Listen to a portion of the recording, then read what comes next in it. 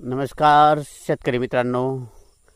जुन्या लोकांची पाऊस ओळखण्याची जुनी पद्धत आहे आणि ती खरी आहे. कारण ज्या दिवशी दवबिंदू पडलेल्या असतात गवतावर त्या दिवशी पाऊस येत नाही, आणि ज्या दिवशी दवबिंदू गवतावर पडलेला नसतो त्या दिवशी पाऊस येतो. अशी जुनी लोकांची पाऊस ओळखण्याची पद्धत आहे आणि खूप खरी आहे ती पद्धत.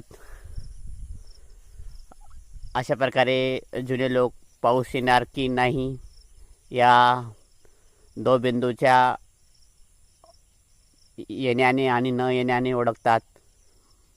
उदाहरणार्थ आज दवबिंदू आहे तर आज पाऊस येणार नाही, आणि दवबिंदू पडलेल्या नसतात गवतावर त्या दिवशी पाऊस येतो. अशी जुनी लोकांची पाऊस ओळखण्याची जुनी पद्धत आहे.